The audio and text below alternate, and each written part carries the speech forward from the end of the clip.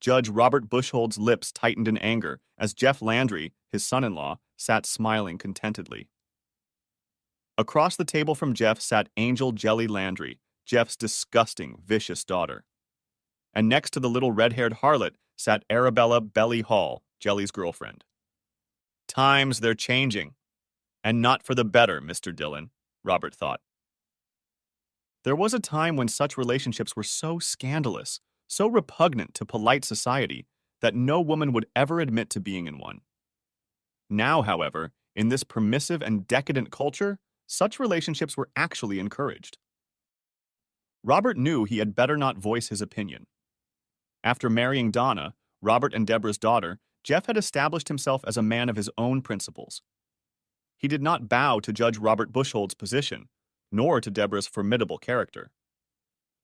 When he thought he was right, Jeff Landry stood his ground. Donna fell in love with Cajun culture, Cajun food, the rich heritage of the people, and the lush landscapes. Once she received her high school diploma, Donna Bushhold decided to attend the University of Louisiana at DeHardy rather than the University of Walchester. Upon graduation, after 7 years of school, Donna took a job with Tri-Carter, an oil field service company.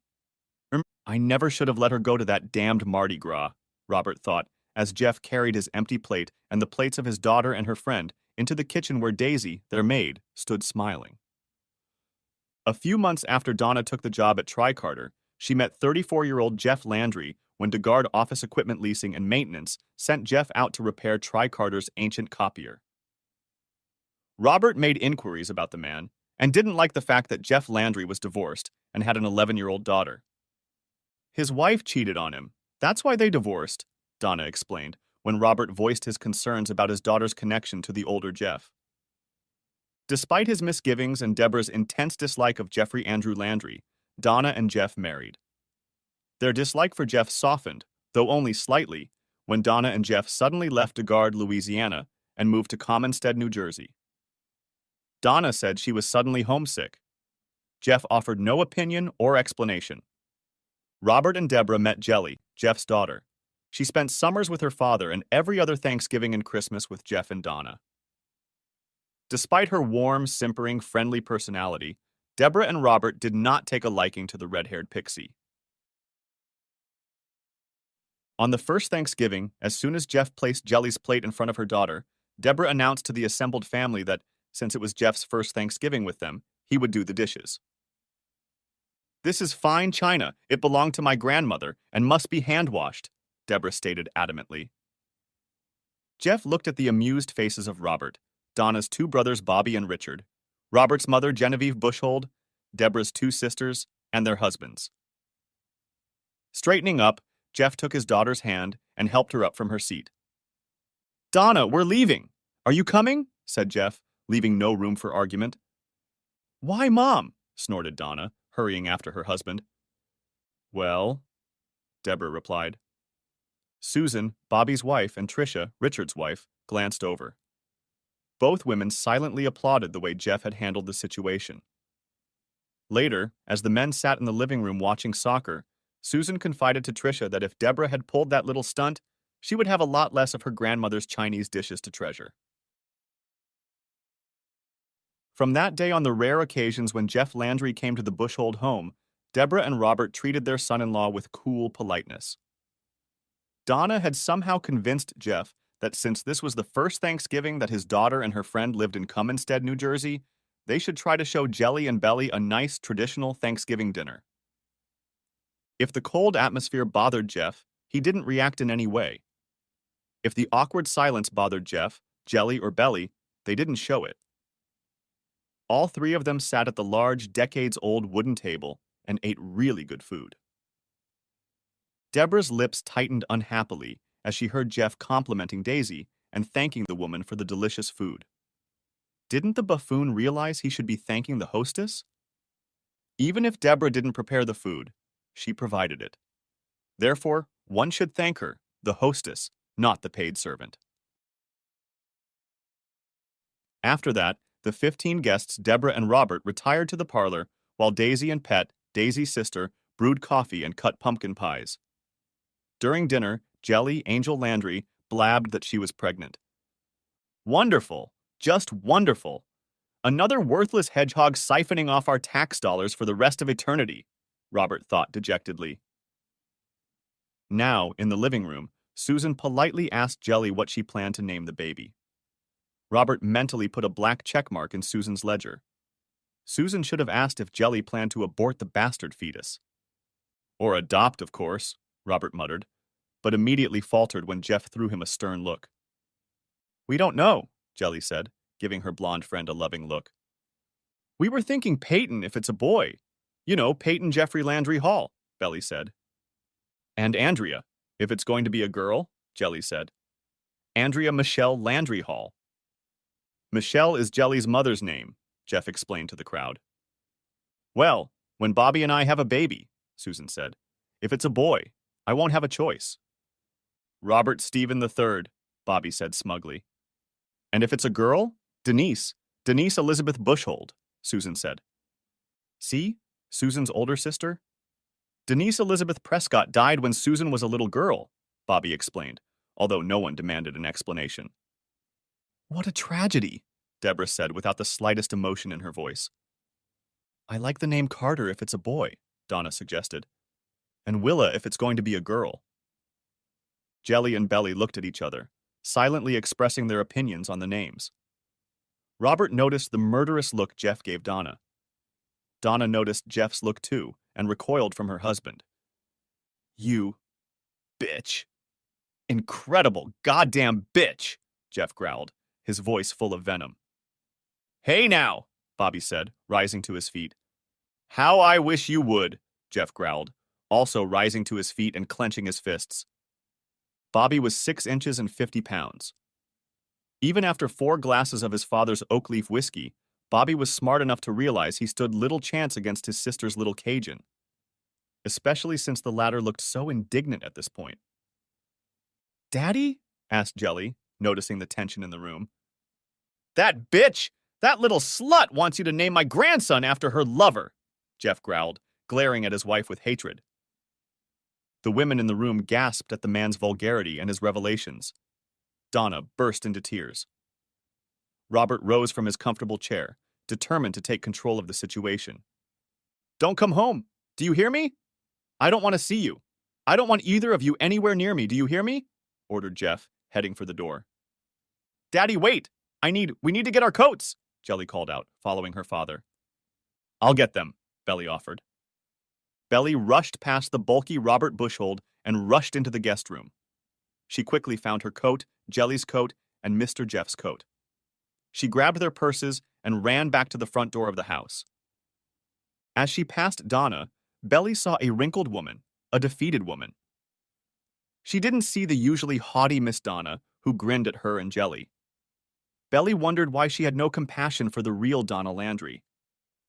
Thanks, sweet booger, Jeff said, calling Belly by the nickname he had given her when Jelly had introduced her best friend to her daddy. I'll give you 2 a ride to your apartment, Jeff said, as they climbed into his dark green 2016 Dodge Ram 3500 megacab pickup truck. Don't you need any help? Asked Jelly. I guess. I probably need a ton of help. What can you 2 do? Nothing, said Jeff. Daddy, I'm so sorry, said Jelly. I know you loved her. You said it right, sweet bunny, Jeff sighed. Loved her. Past tense. The trio fell silent as Jeff drove through the eerily quiet streets of Commonstead, New Jersey. Everyone seemed to be at home, enjoying a quiet dinner with family, friends, and loved ones. Jeff turned down a small dead-end street and pulled up to an apartment complex. Past tense. When I found out about her little affair with Big Bill Carter, God, it took everything I had not to kill her, Jeff said as he put the car in the parking lot.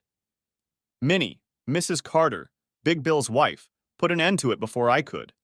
Then she said, let's move back to New Jersey. Belly and Jelly waited for Jeff to continue his narrative. The stove was blowing hard, and they didn't feel like getting out of the truck into the brutal wind. I thought, sure, why not? I mean, I don't have all the facts. Did he coerce her? Did he threaten her? I really thought I'd put it all behind me, put it in the past where it belonged. But just what? Jeff tapped the steering wheel. You want you to name my grandson? My precious grandson, after that worthless, low-life son of a bitch? Belly and Jelly jumped up as Jeff let out an anguished cry. He pounded his fists on the steering wheel again. Finally, he sighed and pressed the electronic door locks, unlocking the truck. Bye, Daddy. I love you, Jelly said, kissing her father gently on the cheek. Bye, Mr. Jeff. I love you, Belly said, also kissing the man on the cheek. Why do you have such a stupid big truck? Complained Jelly, climbing out of his truck in reverse. I mean, he's a man. They think a big truck says they have a big thing or something, Belly told Jelly. Jeff smiled as he saw the cheeky grin of his daughter's girlfriend before she slammed the truck door shut. He watched the two girls run up the metal steps to their apartment. He honked lightly as they entered their small apartment on the 3rd floor. At the 3-bedroom house he and Donna had rented with a foreclosure, Jeff entered and looked around. Going from room to room, Jeff was horrified to see that there was nothing here that he needed. Other than clothes and tools, there was nothing here that belonged to him alone. In the 5, almost 6 years of their marriage, Donna had squandered almost everything Jeff owned. Oh, shit. That almost makes everything easier, Jeff muttered. Going into their joint checking account, Jeff divided it 50-50, withdrawing the money electronically. He did the same with 2 savings accounts. One was a joint account, and the other was the account they had opened in hopes of buying a house. Each pay period they paid their bills, and 10% of the remaining balance went into the house account. Jeff then opened a link to another bank. After transferring the funds he had just embezzled, Jeff opened an account in Jelly's name and deposited the money into it. He used his daughter's address and cell phone number and set Michelle Bordelon's initials and date of birth as the password. After gathering his clothes and tools, Jeff loaded up his truck and drove to the Hideaway Inn. He smirked when the board clerk informed him that there were free movies in the room. In the room, Jeff called his daughter and informed her that she had a new bank account and should receive the paperwork, most likely on Monday or Tuesday of next week. The account didn't belong to her, and she was free to use it as she saw fit. It was just to make sure Judge Robert Bushold couldn't get his paws on it somehow. I'll pay all the taxes and other fees on it, Jeff promised his daughter. While he was talking to Jelly, Jeff noticed that he had received several text messages and 3 voicemails from Donna. Nodding his head, Jeff remembered how Deborah had insisted that everyone turn off their cell phones during Thanksgiving dinner. Of course, that edict didn't apply to Robert, Bobby, or Richard. It only concerned those who interfered, those who were outsiders. I'm sorry. I wasn't thinking. And other apologies seemed the norm to Donna. Jeff deleted the messages as well as the voicemails without listening to them. He had no desire to listen to more lies and excuses from his wife. Jeff sent a message to Donna's cell phone, letting her know she could go home. He was not home. He then blocked Donna's number, her mother's number, her father's number, and the numbers of her 2 asshole brothers. He turned on the TV and flipped through a selection of videos. Friday morning, Jeff enjoyed the continental breakfast the motel provided, and then used the motel's Wi-Fi to search for a lawyer. Ronald O'Donnell was on site. He hadn't taken a 4-day weekend. Yeah, helps being an only child with really shitty parents, Ronald joked. Wife doesn't have any family? Asked Jeff, noticing the large wedding ring on the ring finger of Ronald's left hand. The husband has. No, they disowned him for being gay, said Ronald. Oh, Jeff said, and presented Ronald with all the information he had, as well as the prenuptial agreement that Judge Robert Bushold had insisted on. Should have seen the original, Jeff smirked. Gave Donna everything if I ever farted wrong once. Familiar with Judge Robert Stephen Bushold? I can imagine, Ronald said. Unfortunately, you continued to cohabit with Mrs. Landry even after you learned of her infidelity. I assume you also continued to enjoy contact with her. Enjoying is perhaps too strong a word, Jeff smirked as his cell phone rang. I'm sorry. I have to take this. It's my boss. Patrick Turner apologized for calling Jeff at a time when Jeff was supposed to be on a 4-day weekend. Patrick had a client, a longtime customer who was having trouble with an older model color copier. Patrick promised a double fee if Jeff could get this beast working properly. I told him it's 3 hours minimum. He's desperate, Patrick advised. Give me an hour. I'm right in the middle of things, Jeff said. Hell, dump your load and get to Joe's office ASAP, Patrick ordered, grinning. Will do, boss, Jeff said. Do you want me to give her my regards? No, find out if she has a sister, Patrick said, and ended the call. Using the phone, Jeff transferred money from his new account to pay Ronald's fee. Ronald promised to file the paperwork with the Salado County Clerk of Court's office by the end of the day. He shrugged when Jeff reminded him again that Donna's father was Judge Robert Bushhold. The Salado County Clerk of Court must have been ordered to take his time in processing the paperwork filed by Jeff Landry or any attorney acting on his behalf. Grinning, Ronald simply filed the same documents with the state of New Jersey, bypassing Salado County. The smirk disappeared from the court clerk's face when a filing notice flashed on her computer screen a minute later. Next, Judge Bushhold tried to overpower Jeff and his attorney. Thanks to her daddy's connections, Donna had hired the law firm of Cooper, Farnsworth, Wells, and Associates. Ronald grinned as he and Jeff sat at the large conference table across from James Farnsworth and the 3 junior partners. New Jersey is a no-fault state. Jeff was suing for irreconcilable differences, not adultery, although suing for adultery and proving adultery would have given Jeff a more favorable outcome. So the 4 attorneys representing Donna Landry were just spinning their wheels, smacking their lips and making noises. There was cheerful Christmas music playing from upstairs. A small plastic Christmas tree stood in the corner of the conference room, and underneath it were presents in smart wrappers. Jeff was sure the presents were just empty boxes wrapped in brightly colored holiday wrapping paper. When James Farnsworth finally stopped talking, Ronald and Jeff stood up. James's piggy eyes went wide with surprise when Ronald and Jeff opened the conference room door. Thanks for the coffee, was all Ronald said as they left the room. Jeff felt a pang of conscience as he heard Donna burst into tears. The door closed with a click, muffling her sobs. He followed Ronald to the elevator. Between us? Ronald sighed heavily as the elevator doors slammed shut. I hate divorces. Yeah, they pay the bills, but... Being a judge, Robert Bushhold had managed to schedule a hearing in front of Judge Shirley Howard very quickly. Disregarding Ronald's objections, Judge Howard scheduled no less than 8 counseling sessions with a certified marriage counselor. Jeff and Ronald shrugged as they left the courtroom. A pathetic Christmas tree cowered in the corner of the hallway. Looking at the plastic symbol of the cheerful holiday, Jeff wondered how old the tree was. He was willing to bet the tree had been purchased decades ago. Over the years, the metal trunk and the grooves that attached the branches to the metal trunk had slowly deteriorated. Even the ornaments seemed old and dull. Look, do your 8 classes, try not to piss anyone off, and then we'll see, Ronald sighed as they waited for the elevator. You know what? I'll take the stairs, Jeff decided, as Donna and her troupe of lawyers stepped out into the hallway. Dr. Roberta Stitwell was a woman in her early 40s. She wore no makeup and dressed in sloppy clothes. Her long, graying brown hair was gathered in a severe bun, and her glasses were constantly sliding down the tip of her nose.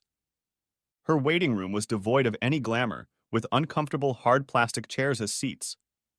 Even with cheerful Christmas music playing overhead, there was no visual reminder of the season in Dr. Stitwell's waiting room. Dr. Stitwell's office was no better. There were no paintings on the walls, and the walls themselves were a faded white. Her desk was quite serviceable, brown in color, and her chairs were stiff, wooden. When Jeff picked up one of the chairs and set it as far away from the other as possible, her eyes strained. Wow, what an uninviting office you have, Jeff said after Dr. Stitwell finished listing her credentials. I put the chairs there on purpose, Jeff, Roberta snapped back. I'm sure you did, Jeff agreed. And since you insist we address you as Dr. Stitwell, my name is Mr. Landry. So you think you're going to play hardball with me, Jeff? Grinned Roberta. Jeff's friendly smile irritated the woman. Trying to regain control of the session, Roberta turned to Donna and asked what she hoped to get out of the session. Jeff, Jeff, please put your phone away, Roberta demanded, before Donna could begin to speak. Okay, Roberta, Jeff agreed easily. Dr. Stitwell, the woman snapped back. Oh, then I'm Mr. Landry, Jeff repeated. But I'm recording these sessions. When we go before Judge Howard, I want proof that I actually participated, that I complied with all reasonable requests. You can't record these sessions, Roberta shrilled. Oh, crap. When do you pay me $210 an hour? Jesus, Donna, really, did you go out of your way to find the most expensive consultant in Commonstead? But when you pay me, then you'll tell me whether I can record these sessions or not, Jeff said firmly. He bestowed the apoplectic woman with another benevolent smile. Donna waited until the showdown between her husband and the doctor was over. Besides, who knows? Maybe your words will prove so inspiring, so beneficial, that I'll want to listen to them over and over again, Jeff offered, smiling broadly. Go ahead, Donna, Roberta snorted, conceding to Jeff Landry in this confrontation. For the next 30 minutes, Donna, snorting and sobbing, told her side of the story. She detailed that she hoped that she and Jeff, the absolute love of her life, had a chance to find love for each other again. After all, we're expecting our first grandchild, Donna snorted. Jeff? Mr. Landry? Asked Roberta, as Donna blew her nose into the very cheap napkin Roberta had provided. Yes, Roberta? Dr. Stitwell? Asked Jeff. Your goals? Roberta snapped back, annoyed that Jeff had picked up on her deliberate use of his name. Huh? To get a divorce from this willfully unfaithful woman, said Jeff. And? Said Roberta, blushing with anger as Jeff sat up and looked at her in silence. And? Asked Jeff. Don't you have anything else to add? Commanded Roberta. Oh. Oh, okay, said Jeff. Your waiting room sucks. Your office is even worse. None of the rooms are warm, welcoming. There's no thought of making your customers feel at ease, comfortable. I meant, Roberta snorted. What about when someone meets you for the first time? Instead of greeting them, establishing some rapport? You try to overwhelm them, subdue them by listing all your degrees and the many dissertations and theses you've published. And so, after intimidating your clients into accepting that you are some kind of expert, an authority, you force them to approach you by your bought and paid for title, again instead of establishing some kind of rapport or rapport empathy, Jeff continued to attack. Mr. Landry, that will be enough, Roberta shrilled. And let's talk about you personally, Jeff continued. Jesus Christ, have you ever heard of makeup? I'm not telling you to put on makeup like a whore, but God almighty. Put a little effort into it. A little lipstick under the eyes to get those circles out. A little foundation, okay, in your case a lot. Just even out that blotchy skin. Remember, we have to look at you. A little eyeliner, some mascara. Try to do something with those flat, dirty brown eyes of yours. Mr. Landry, that's more than enough, Roberta progressed. And that hair. You know, my sister used to put her hair up in a bun or braid it in a French braid when it needed to be washed, but she didn't have time. But if you pull that bundle tighter, your eyes will turn Asian, I swear, Jeff continued. And let's talk about clothes. Did you purposely go out and look for the most unflattering clothes you could find? That's a great job. Honestly, I didn't know they still made leisure suits out of polyester. Oh, they do. For women, they're not called leisure suits, they're called pantsuits. But if you dress like that to look serious, professional, you've failed. If anything, you look like a clown. Go away, leave my office, immediately, Roberta growled. And that's exactly why I recorded this session. You're making me leave the session 10 minutes early, Jeff smiled, rising to his feet. Oh my God, Roberta said bitterly as the door slammed quietly behind Jeff. Are you sure you want to stay married to that man? Donna answered nothing, rising to her feet. She walked out of the office and was out of the room just in time to see the elevator door slam shut and Jeff left standing in the small box. At the next session, Jeff asked Dr. Stitwell if she was married. She refused to answer, and Jeff did a quick search on his cell phone, although Roberta demanded that he put the phone away. The answer is no, you're not married. And you've never been married, Jeff read aloud. And your dissertation on living in an asexual society? That doesn't inspire confidence that you know anything about relationships. Jeff turned to Donna. Donna waited, head low. Jeff shook his head sadly. Again, Donna, why did you choose this woman? I mean, is this some kind of joke? Jeff addressed Donna directly for the first time since the fateful Thanksgiving dinner at her parents' house. I have the right to... Roberta snorted. Do you? Really? Jeff turned to the doctor. Tell me, Dr. Stitwell, how many of your clients manage to salvage a damaged relationship after a visit to you? I'm not at liberty to, said Roberta. Less than 12%, Jeff answered for her. 11.6 tenths, according to Salado County records. Are you done? Growled Roberta. Yes, I was finished long before I got here last week. But I guess the courts need proof of that. Jeff smiled his annoying smile. At the end of the session, Jeff made Dr. Stitwell's blood boil as he wished her a Merry Christmas. His grin as he met her hate-filled gaze made the woman even angrier. On a cold Christmas morning, Donna must have used Daisy's cell phone. Jeff stoically listened to the voicemail message in which Donna tearfully wished him a Merry Christmas and professed her boundless love for him. He then deleted the message. Jelly's potbelly was now very visible. Jeff hugged her and kissed his daughter on the top of her head, wishing her a Merry Christmas. He then hugged Belly and wished her a Merry Christmas as well. The Christmas Mass at St. John the Baptist Catholic Church was packed to capacity. The priest was a young Vietnamese man who seemed to truly love his vocation, his profession. He promised the celebrants that he would be quick. A cup of hot cocoa awaited him in the parish. And don't worry if there's a little iron barrel whiskey in it, okay? He said, eliciting a few understanding chuckles from the congregation. Back at their apartment, Jeff, Jelly, and Belly were unwrapping Christmas presents for each other. Jeff looked up when Belly quietly asked him if he missed Miss Donna. I know, Belly, Jeff said thickly. Once that trust was shattered, broken? Really? I was just waiting for the next Big Bill Carter to show up and take her away. At the third session, scheduled for Tuesday, January 4th, Jeff let Donna vent her frustration. He let Dr. Stitwell lead the session, politely answering Dr. Stitwell's questions, but not elaborating on his answers unless asked.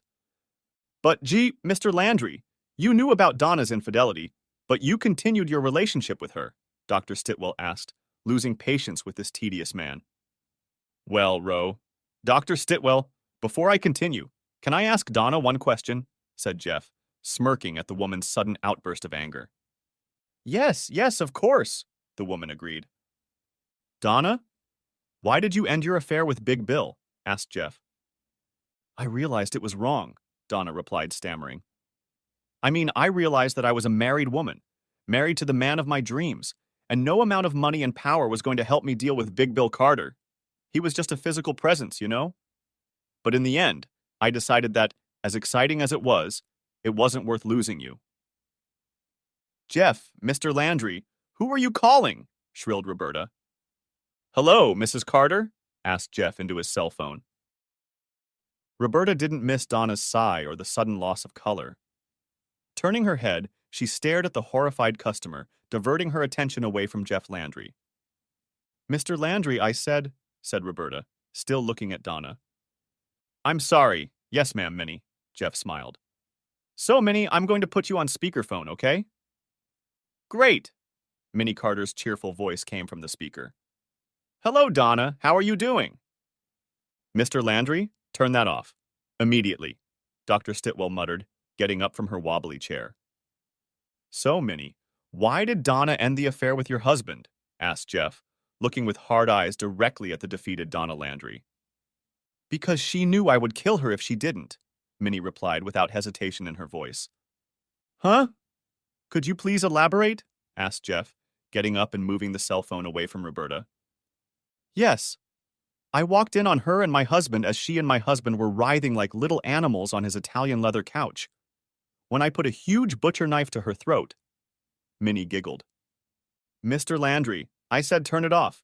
demanded Roberta, trying to reach for the cell phone.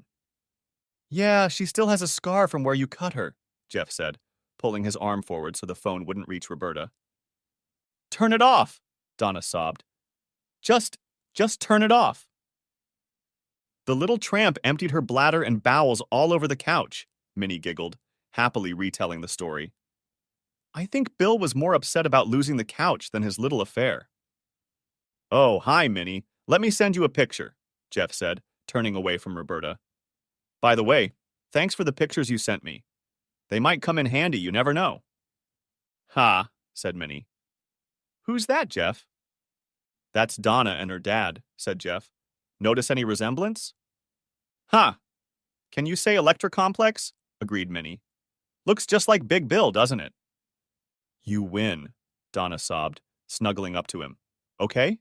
You win. So, Roberta, Dr. Stitwell, now that we've established that Donna is a liar, said Jeff, looking at the puffing and puffing consultant. Out! I want you out of this office right now, Roberta shouted in rage.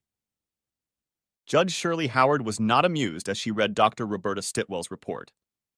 Despite Judge Bushhold's thinly veiled threats, Shirley signed the papers confirming Jeff and Donna Landry's divorce.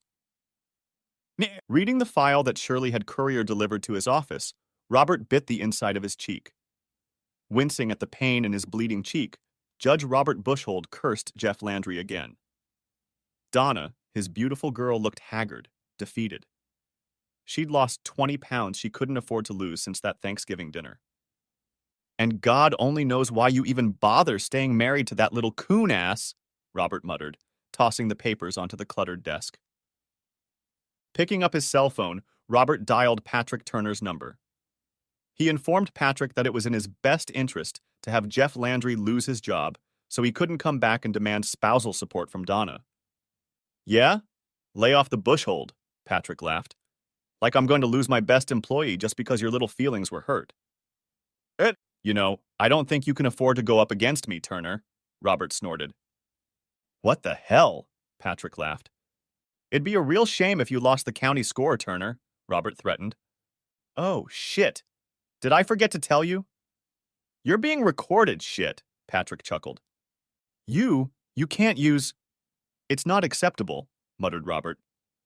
Who says it can be used in court? I just accidentally gave it to a certain Suladu Crier reporter we both know, declared Patrick. Geez, Robert S. Buchhold, you're just a dumbass, Patrick said to himself that evening as he saw a police tail trailing behind him. At the next corner, a patrol car flashed its headlights. Patrick pulled to the side of the road and pulled out his cell phone. A grinning policeman approached the driver's window. Good evening, Sergeant Parnell, Patrick said affably. Why was I pulled over? License and registration, Sergeant Parnell barked. Of course. Sergeant Parnell, I'm reaching into the glove compartment to get my car papers, Patrick said, reaching for the passenger side of his car. I'll be right back, Sergeant Parnell barked, roughly snatching the documents out of Patrick's hands. Sergeant Parnell took his time getting into his patrol car. When he finally got tired of keeping Patrick Turner waiting, he got out of the warm patrol car again and approached Patrick's vehicle. He frowned when he saw Patrick talking on his cell phone. So, do you think your lawyer can do anything for you? Asked Sergeant Parnell to himself, frowning. There he is, Patrick said, lowering the driver's window again. Sir, hang up the phone and get out of the car, Sergeant Parnell barked. Did you hear him? Asked Patrick on the cell phone. Yes, I heard him, replied Captain Albignelli, whose voice came through the car speakers as Patrick switched the call to his Bluetooth. This is Captain Albignelli. Officer Parnell? Why is Mr. Turner being ordered out of the car? It's Sergeant Parnell, Sergeant Parnell stammered, losing all bravado. If you can't give me a satisfactory answer to my question, that would be Officer Parnell, snapped Captain Bignelli. Robert Bushhold had no qualms about the misfortune that had befallen Sergeant Parnell. Men like Sergeant Parnell were expendable. He had managed to get the county to turn over the maintenance contract to a new service company. The loss of revenue hurt Patrick Turner somewhat, but the loss of the account only lasted until the cable network in the courthouse itself failed, and the smaller company was unable to fix it. The new company was also unable to retrieve information from the old filing system, jeopardizing decades of records from 1985 to the present. Jeff, I know that if I send you out, it will really stir up some feather bedding. Patrick smiled as he negotiated a contract renewal bonus for his company. No, no, Miss Varney, you heard me. 25,000 or hey, good luck with your system. I've been telling you for years that you need to upgrade. Placing his hand on the mouthpiece of his desk phone, Patrick reminded Jeff to be on his best behavior, even if he happened to run into Judge Robert Bushhold. Then he returned his attention to the county comptroller. The man refused to budge, even as he waved Jeff out of the office. On April 15th, while many people were frantically trying to finish paperwork and figuring out how much to give the IRS, Angel was admitted to Saladu Hospital in Carlton, New Jersey. The little woman underwent a C-section. The obstetrician-gynecologist decided it was the best solution for mother and child. Andrea Michelle Landry Hall, you are the most beautiful little girl in the world, Jelly announced as she held the little redhead in her arms. And you're the most beautiful mommy in the world, Belly declared, sobbing as she stood next to Jelly's bed. Of course I am, Jeff agreed, wiping away tears of joy. After all, they have the most beautiful daddy and grandpa in the world. Huh? Is he coming later? The obstetrician-gynecologist asked, amusement dancing in the lively brown eyes. Oh, it's so cold. So cold, Jeff laughed, taking another cell phone picture of his granddaughter.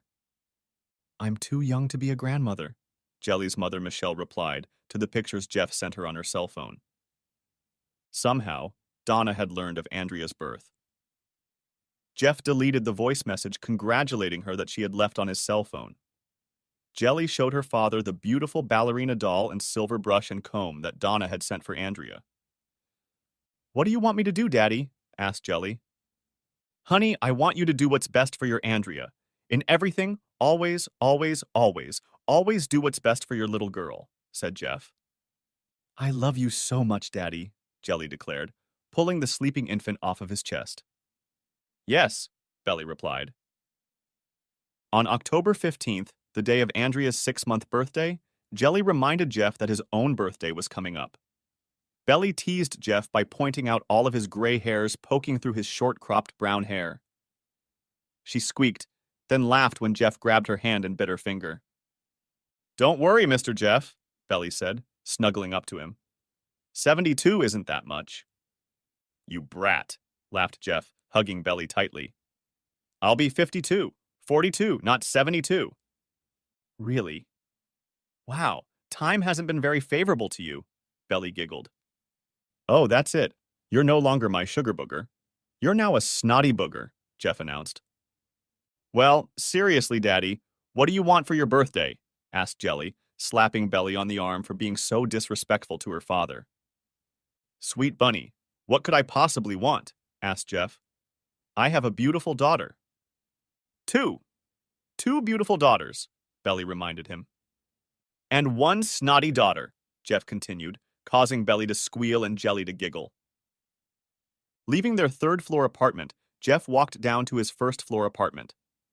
Entering the one-bedroom apartment, he hung his light jacket on the antique coat rack next to the front door. Looking around the apartment, Jeff nodded satisfied. Not bad for a bachelor pad, Jeff decided, pulling a Gratchely beer from the refrigerator. In the combined living dining room, there was a small sofa and an armchair. The light brown leather sofa and hunter green velour armchair complemented each other. The freestanding floor lamp in the corner was an antique brass color and blended well with the sofa and chair. The table and 4 chairs in the dining room were light brown wood with antique brass details. Jeff hadn't noticed it when he'd bought the set at the thrift store, but it was Belly who pointed out that the table, chairs, and floor lamp matched the 2 rooms perfectly. The kitchen was small, barely functional, but since he cooked mostly for one, it was appropriate. When he'd moved in, Jeff had thought Donna would have immediately given up the apartment just because of the kitchen. The bathroom was also paltry. There was barely enough room to turn around in the cramped room. But since Jeff used the room for the bare necessities, it suited him just fine. He wouldn't be taking a bubble bath, doing his makeup, or styling his hair. The first bedroom, in Jeff's opinion, would be more suited to the role of a large closet. He bought a crib, changing table, and matching toy box at a garage sale. There was a playpen in the closet. Jeff figured he would need it sooner rather than later, when Andrea was 6 months old. In his own bedroom was a double bed with a Tempur-Pedic mattress. Patrick Turner, his boss and friend, accused Jeff of liking plush and comfortable beds. Jeff asked Patrick what he and his boys slept on. There was a tall dresser and a low dresser with a mirror along the north and east walls. The nightstand was the perfect size for the bed against the south wall. An inch wider, and the nightstand would have gotten in the way of opening the closet door. The rent was a little high, but since he was only a few steps away from his daughter and granddaughter, Jeff didn't mind paying the rent each month, dutifully, on the first day of the month. He smiled as he remembered that he had 2 daughters and a granddaughter. And being right on the stairs, Jeff was an indispensable babysitter when Jelly and Belly needed to run an errand, do some shopping, or even go on a date. On a date, Jeff snorted. In the girl's mind, a date consisted of going to Wally's Pizza around the corner and getting a large Wally's Harvbanger pizza. Then the duo would head to the arcade next door, or across the street to the Garden State bowling alley. Then, hand in hand, flushed with happiness, they'd return, pick up Andrea, and head back to their apartment. Yeah, Jeff said, draining a can of beer.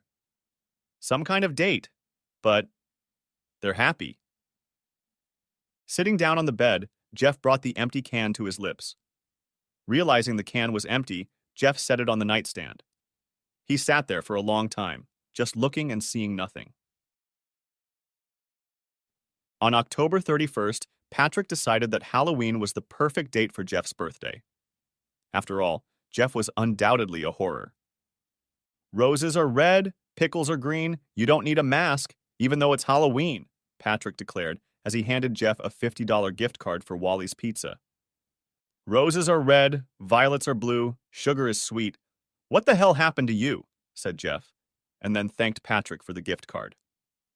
Jelly and Belly will love it, that's for sure, Jeff thought as he tucked the card away in his wallet.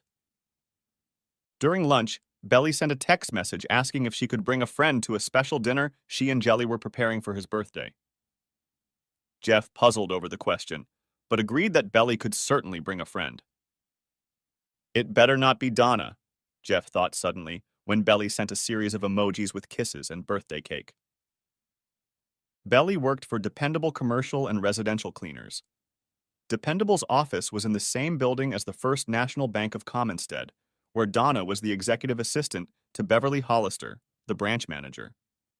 From time to time, Belly crossed paths with Donna and told Jeff about these encounters. She seems kind of rude, was usually Belly's first comment, or she would say, she was asking about you. A toner cartridge puked out in Jeff's hands in the office of his latest client.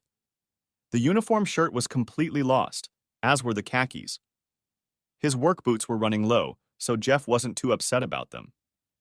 But it did mean he'd have to call Jelly and let her know he needed to get cleaned up before he could come to his birthday dinner. Okay, Daddy, I'll see you soon, Jelly said cheerfully. But he's coming, isn't he? Jeff heard Belly's insistence and prayed again that this friend wouldn't turn out to be Donna. Donna called him that morning, obviously from her work phone. Jeff answered, figuring it was probably a new client. Since they'd defeated the company Robert Buchholz had used to take down Patrick Turner, their business had nearly doubled. Happy birthday to you, Donna crooned, trying rather poorly to imitate Marilyn Monroe. Thanks, Donna, Jeff replied, and ended the phone call. Relatively clean, it would take an industrial cleaner to wash the ink off his hands. Jeff went up to his daughter's apartment. As he knocked on the door, he heard 3 squeals and smiled as he heard sounds of youthful glee and happiness on the other side of the door. He's here. Andrea, the birthday boy is here, Jeff heard Jelly announce as Belly swung the door open. Hi, sweet goat, Jeff smiled as he kissed the pretty blonde. I thought I was Snotty Potty, Belly insisted. Hi, you must be Belly's friend, Jeff said to a very pretty redhead sitting at the small dining room table. Daddy, this is Sydney, Belly introduced. And guess what? It's her birthday today, too. Looking into the girl's eyes, Jeff felt a small spark. Shaking the girl's warm, soft hand, Jeff thought it must be static electricity. He stared into her caramel brown eyes for a long moment before letting go of her small hand. Yeah, Mom's in Trenton at some symposium, and Dad swears he's in Vancouver on business and there's no way he can get away. Sydney smiled. Arabelle? Belly said I just have to come. You'll have chicken and sausage gumbo and... Is that what I smell like? Exclaimed Jeff. Oh, and happy birthday. Sorry, I didn't know, so I didn't get you a card.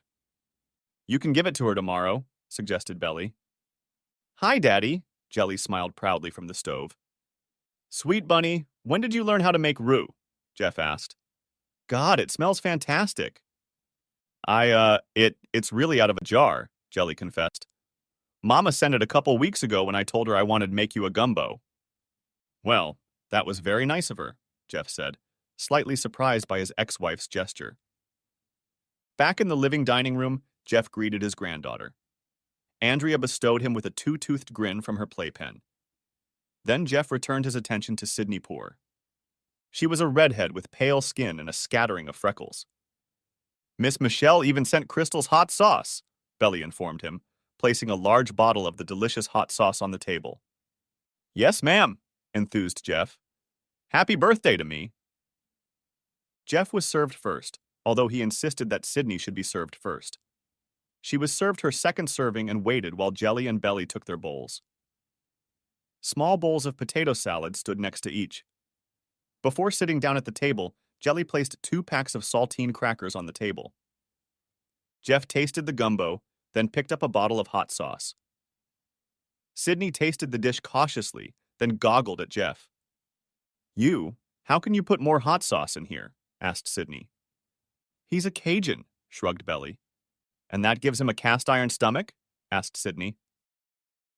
While they ate, Jeff learned that the 22-year-old redhead was Walden Donaldson's executive assistant.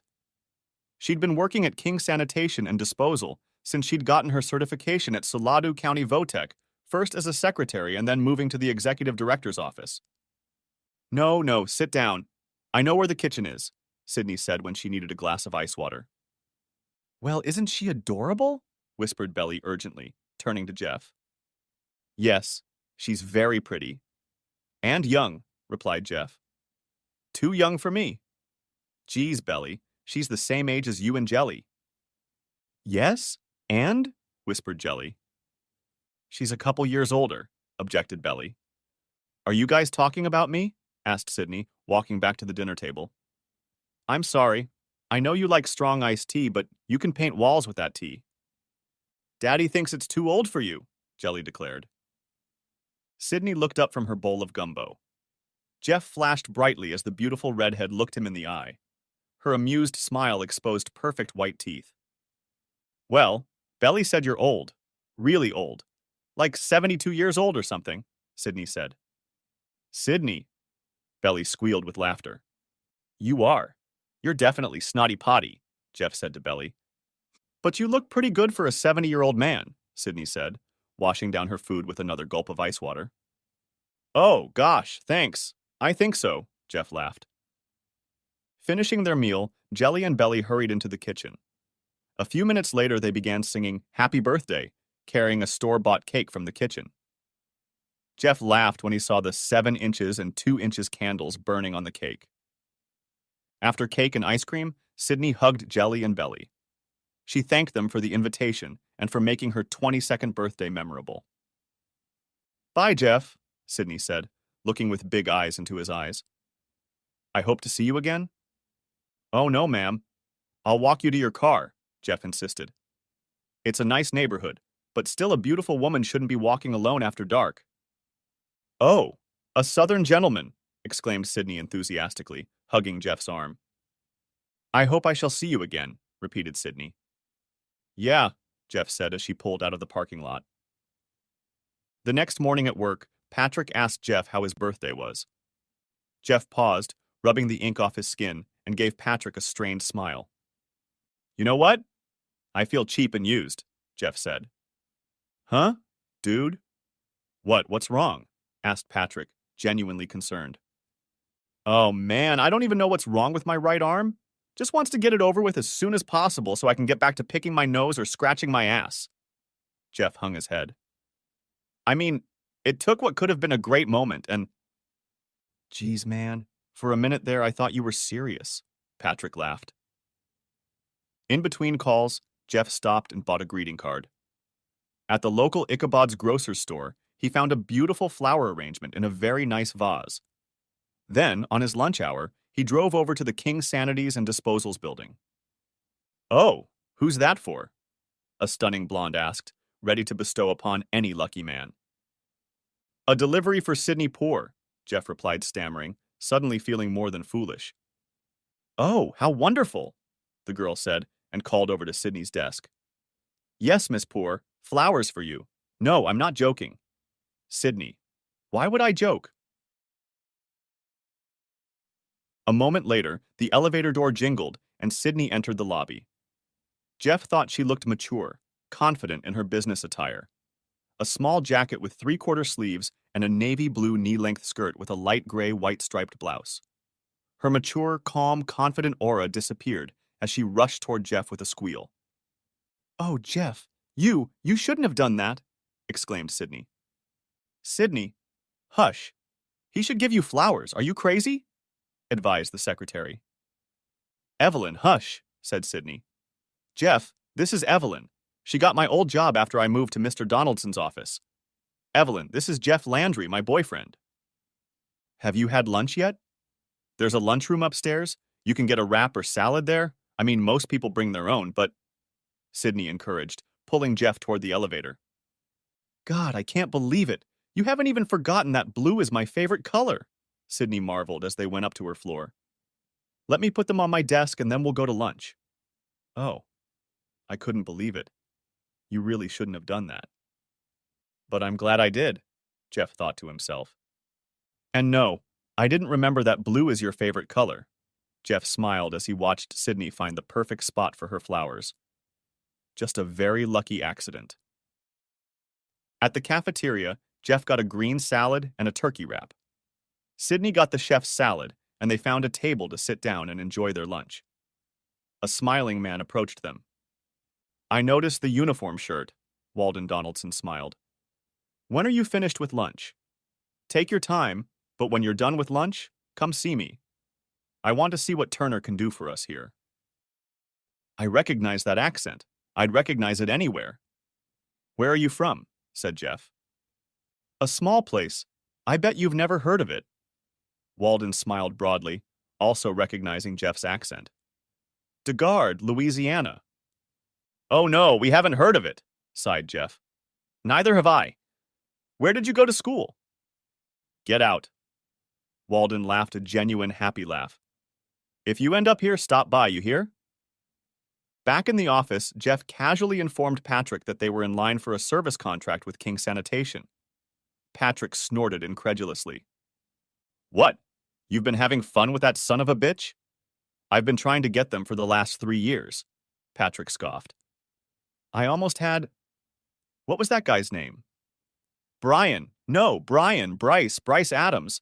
But then they kicked him out of there. No. I told him you'd entertain him, Jeff smiled. With a $50 gift card to Wally's Pizza burning a hole in their wallet, Jelly and Belly couldn't wait to go out on a date. So Jeff pulled out the playpen and set it up in the living room. Warming up the remaining gumbo, Jeff sat down and began to enjoy the delicious meal, the perfect ending to what had been a really good day. Okay, this Friday? No, I won't be able to babysit my granddaughter, Jeff told the two girls as they came to get Andrea. I have a date. Thanks a lot, Belly, Jelly rebuked playfully. Whatever, Belly smiled, slinging her diaper bag over her shoulder. Ready? Jeff and Sidney went to a Chinese restaurant for dinner, and Jeff impressed Sidney with how easily he used chopsticks. Then they went to a local corn maze, followed by a hayride, and ended the outing with a mug of hot chocolate by a roaring fire. Saturday night, Sidney took Jeff to a laser art exhibit. Jeff liked the spectacle, but the hard techno music was too loud and, frankly, unnecessary for his taste. During the week, Jeff was able to keep an eye on his granddaughter. He was attentive to the infant, even as one text message after another popped up on his cell phone. But suddenly, Friday and Saturday were busy. Jelly complained good-naturedly, and Belly puffed up with smugness. The Saturday before Thanksgiving, Jeff and Sydney were at an Italian restaurant in Carlton. They had planned to go to a neighborhood nightclub. Sydney wanted to dance and knew the drummer of a cover band. Jeff said suddenly, looking toward the door of the restaurant. Problem? Asked Sydney, looking up from her Caesar salad. Oh, no, said Jeff. Then why did you say like that? Sydney nudged him, watching the hostess lead two people to a table nearby. This is Donna, my ex-wife, Jeff admitted, looking at a very gaunt Donna Bushhold and Seamus McCullen, her high school boyfriend. Jeff knew that Deborah, Donna's mother, approved of Seamus. She had said so more than once in Jeff's presence. Deborah had also hung a picture of Seamus and Donna from the prom in a place of honor on the mantelpiece. Jeff had no idea where Deborah Bushhold had put the picture from Donna and Jeff's wedding. More than once at dinner, Deborah had told Donna about Seamus's latest accomplishments. She's beautiful, Sydney said, looking at the blonde hair and expensive clothes. Sydney, she looks emaciated, Jeff said. Jeff noticed the bags under Donna's eyes. The makeup hid them well, but Jeff knew his ex-wife too well not to notice them. Jeff could also see that Donna had lost a lot of weight. The skin on her face was stretched. And although she was smiling as she looked at a grinning, posing Seamus McCullen, Jeff could see that the smile didn't reach Donna's eyes. Shaking his head, Jeff returned his attention to the Caesar salad. Do you want to leave? Asked Sydney. What? And skip the sausage and linguine you've been talking so much about? Asked Jeff, as the waitress took their plates of salad away. Run your mouth? Sydney hummed. Running, all about how this is the best sausage and linguine I've ever had. I'll never be able to eat anything else in my life, Jeff teased. Oh, shut up. I didn't say anything like that to Jeffrey Andrew Landry, protested Sydney, laughing. After a truly delicious meal, Jeff paid the bill and helped Sydney up from her seat. As he turned to give Sydney his hand, Jeff heard a loud gasp. Looking over, Jeff saw Donna's haggard face looking up at him. Jeff saw her eyes fill with tears as he held Sydney's hand in his. The cover band was a good band, with a good singer. They would never get a recording contract, but they could pay their bills by performing at gigs like this. Jeff and Sydney danced while the band played. When they left for a break, Sydney pulled Jeff backstage. Rowdy smiled and didn't try to stop Sydney. Even as he talked and joked with the musicians, Jeff was haunted by his ex-wife's anguish. When the band called a break again, Sydney said it was time for them to leave. Snuggling up to him as they walked to his pickup truck, Sydney not so subtly asked Jeff if his apartment was clean. What do you care? You won't see it in the dark, Jeff said, as his brain heard her words and what they meant. I'm not calling in a dirty bathroom, Sydney protested. Sweetheart, my Sydney, my apartment is clean, Jeff assured her as he helped her into his truck. Remember, I'm sitting with my granddaughter in this apartment. It's clean. As Jeff tried to keep the traffic laws out of his mind, Robert Bushhold felt his hatred for Jeffrey Andrew Landry rekindle within him. After months of therapy that Robert Bushhold was ashamed to even think about, his daughter seemed to have finally emerged from her cocoon of self-punishment. She even agreed to go on a date with Seamus McCullen. And just to make sure of that finally, her ex-husband showed up to see her. According to Seamus, Jeff was there with a red-headed tramp who didn't look old enough to drink the wine they consumed during the meal. None of the cell phone photos of Jeff and his companion that Seamus took with his cell phone showed the woman's face. Robert had to agree. The dress was too short to be decent. The clothes she was wearing were expensive, and Robert recognized the Rolex watch on the girl's right wrist. From that little fact, he concluded that the red-headed tramp really did have money, or at least had a knack for extorting expensive trinkets from her men. While Robert poured himself a few more fingers of whiskey, Jeff helped Sydney out of the cab of his pickup truck. She bestowed a kiss on him and then walked him to the door of his apartment. I bet you don't have a cloth-covered clothes rack, Sydney muttered as she entered his dimly lit apartment. And this dress is cashmere. Huh. Yes, it is, Jeff said, closing his apartment door behind them. Jelly and Belly got me this one. Really disgusting. Jelly and Belly gave Jeff Christmas sweaters. One was for those holiday moments when he was in the mood to wear an ugly Christmas sweater. The other sweater was a dark crimson color with a large white snowflake on the front. Both sweaters came with cloth hangers. And later, Jeff and Cindy got down to it. When Jeff came to, it was still dark outside. Glancing at his watch, Jeff realized it was 12 minutes past 6. After a quick breakfast of scrambled eggs and toast, Sydney prepared to leave the apartment. Jeff was dressed only in a long-sleeved t-shirt, jeans, and a pair of leather loafers when he went outside to walk her to her car. Once outside, Jeff suddenly found himself pressed against a brick wall facing forward by two men. Sydney shrieked in surprise, and Jeff grunted. "Let him go! I've got a gun!" Sydney ordered. "Screw you, sis!" one of the men growled and threw a punch to Jeff's right. The roar was deafening. The man who had punched Jeff in the kidney fell backward. The second man let go of Jeff and turned around, reaching for his belt. He saw the barrel of Sydney's .357 caliber pistol pointed directly at his face. "Look, lady, just give us!" the man growled. "So, lie down, on your stomach, cross your ankles, put your fingers behind your head," Sydney ordered. "Just let us go and," growled the man. "I'll count to 2, Sydney warned. 1. "Bitch! You'll be sorry!" the man hissed, following her orders. "No, officer, you'll be sorry." "You know what they do to cops in prison, don't you?" said Sydney, calling Captain Bagnelli's direct line. "Hello, Uncle Al. I've got 2 of your finest. One will need an ambulance." "Lady, you're going to get in the shit," Officer Parnell advised, listening to Sydney's conversation. Next to him, Jeff was kneeling on the sidewalk, still trying to catch his breath. Officer Parnell decided to reach for his off-duty .32 caliber handgun in his waistband. A bullet lodged in his hand. Officer Parnell lost consciousness. "Hey, Parnell!" Captain Al Bagnelli smiled broadly as the former police officer regained consciousness at Salado County General Hospital. "I want a lawyer," the handcuffed man declared. 9 hours later, just as Judge Robert Bushhold executed a perfect 124-yard shot on the 7th hole, a tricky dogleg, a police cruiser sped across the golf course and stopped less than a yard from the astonished man. Seamus McCullen, his father Angus McCullen, and Angus's business partner stood, mouths open in shock. "Robert Bushhold? You're under arrest," Lieutenant David Poore said as he stepped out of the car. "He's here. They're here." Jeff couldn't keep from laughing as he heard Sydney's enthusiastic squeal from inside the huge structure. "Jeff? Mom, this is Jeff!" Sydney exclaimed as she introduced Jeff to Judge Shirley Howard. "This is Jeff Landry." "We've met, but I'm sure she doesn't remember me," Jeff smirked, extending his hand to shake the elegantly dressed woman's. "Oh, I remember you," Shirley purred. "I remember you perfectly.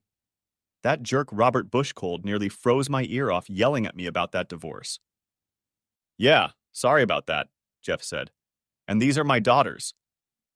"And then you turned my little girl into Annie Oakley?" continued Shirley, then gasped, looking at the stroller. Oh, who's that? Who's that little angel?" "Jelly and Belly, and this is their daughter Andrea." Jeff smiled proudly as he watched Judge Shirley Howard kneel on the floor and coo over the slowly recovering Andrea. James Poore was much older than Judge Howard. But even though James was 79 years old, you could read intelligence in Jeff's gray eyes. He also had a firm handshake. "Glad you're here, Jeff. May I call you Jeff?" James said in a firm voice. "Our house would be completely empty. My oldest Jimmy is serving at the Pentagon. No, we can't talk about what he does there, but he wouldn't be able to join us. And David. David could show up, but he's a senior officer on duty. And God only knows where Samuel is right now," Shirley said as she led Andrea over to James. "Look at her, isn't she adorable?" "Well, look at that." "Oh my goodness, look at that red hair," James cooed over the smiling baby. "What a gorgeous little girl you are." Daddy likes redheads, Sydney whispered loudly, pointing to her mother's red hair. Judge Shirley passed the bar exam and began practicing under the name Shirley Howard. And even after she met and married James Samuel Poor, she kept her maiden name. Professionally, I'm known as Judge Shirley Howard, she smiled. But everywhere else, I'm known as Shirley Poor. The luckiest woman in all of New Jersey, James declared with a twinkle in his gray eyes. The most, began Jelly to ask. Because she's married to me, James said, smiling broadly. How those eyes haven't turned brown yet is a mystery to me, Shirley smirked, shaking her head. You're just full of shit. Over the Thanksgiving break, more and more of Sydney's clothes and other belongings had migrated from her house to Jeff's apartment. And by the third morning when they woke up together, Jeff had discovered one crack in Sydney's perfect facade. Sydney was having trouble boiling water. Even scrambling eggs was beyond her strength. And when would I ever learn? Laughed Sydney. Sydney laughed embarrassedly. Not that Consuelo was going to teach me.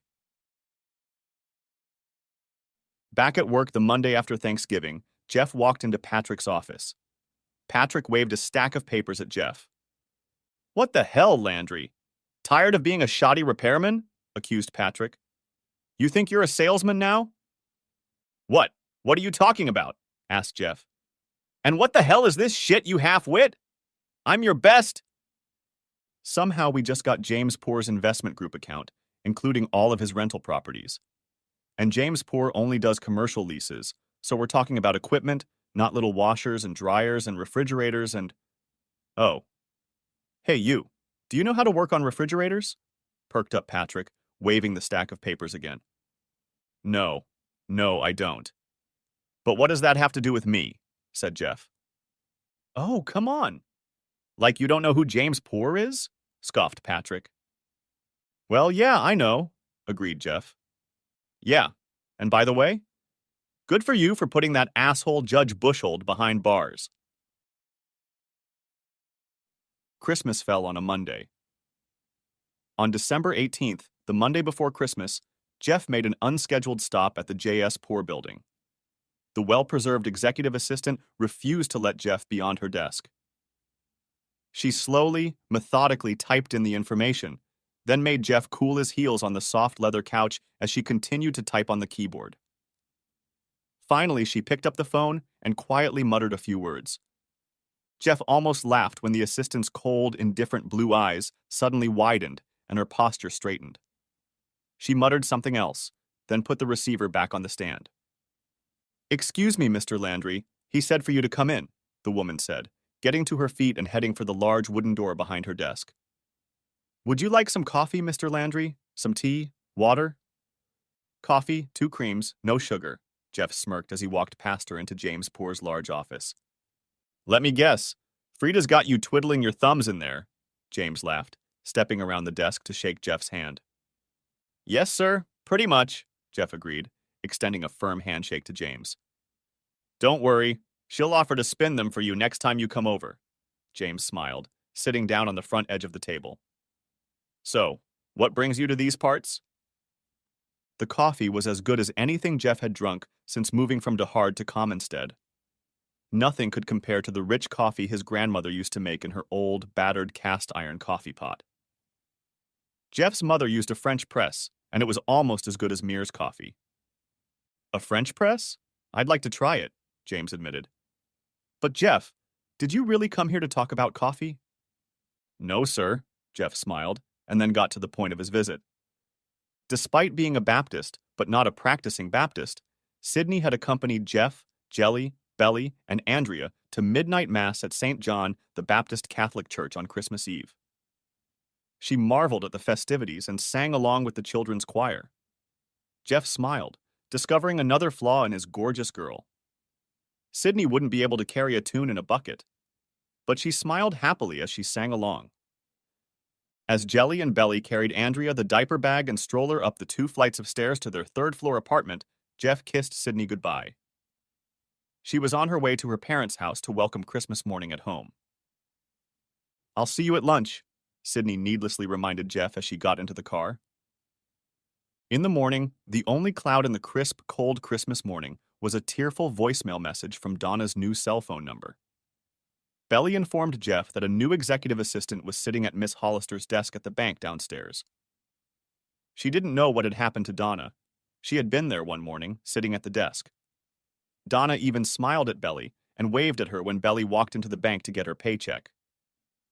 The next time Belly walked into the lobby of the bank, there was no one behind the counter. And a few days later, a new face was sitting behind the counter. Donna only managed to say, "Merry Cry," 3 times before bursting into sobs. Jeff deleted the remaining 3 minutes and 14 seconds of voicemail without listening to her. Then he blocked the new phone number. "Yes, Donna, Merry Christmas," Jeff thought, as he pushed aside Sydney's creams, lotions, hairpins, and rubber bands to find his can of shaving cream buried under the debris. Sydney had put all of Jelly, Belly, and Andrea's gifts in the trunk of her car when she left for her parents' house at 1 hour and 48 minutes in the morning. So Jeff managed to put on a dog expression when he told Jelly and Belly that he didn't have any presents for them. He did, however, have a few gifts for Andrea, some very cute outfits. Jelly put a cute Christmas sweater on Andrea and pulled matching pants over the baby's bulky diaper. The family then made their way down the stairs. Jeff was vigilant for possible trouble. The recent attack was still fresh in his mind. Shirley and James had gone a little overboard with gifts for Andrea. Lieutenant David Poor stroked his wife's belly and asked if Shirley and James planned to spoil little Sarah when she came into the world. "Maybe," James teased. "Oh, I'm sure we'll get her something," Shirley snorted, and David and his wife Elizabeth smiled broadly. "Well, this is it," James said, as the last present was opened. "Thank you so much for my new coat," Belly said.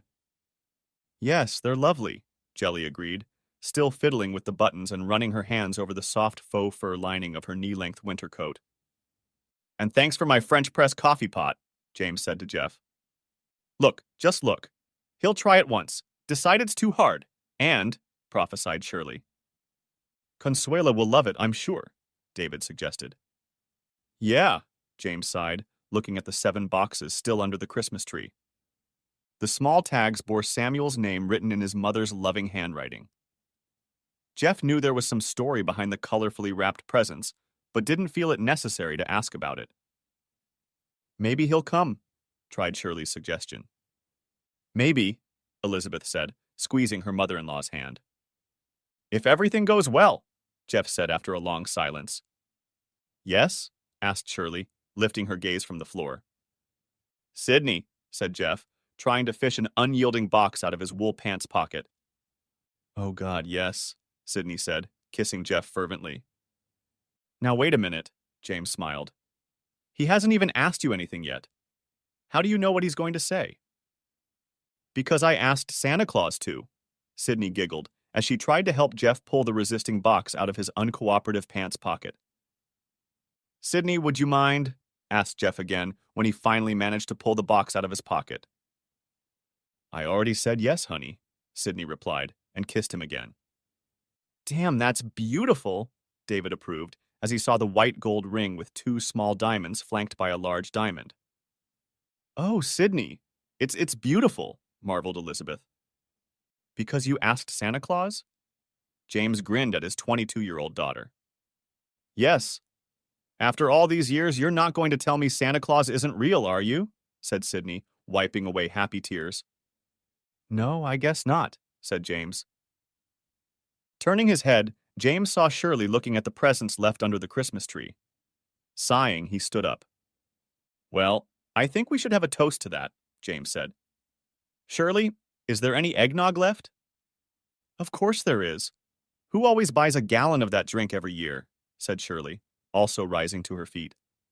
"And every year." "Hush, woman," James smiled.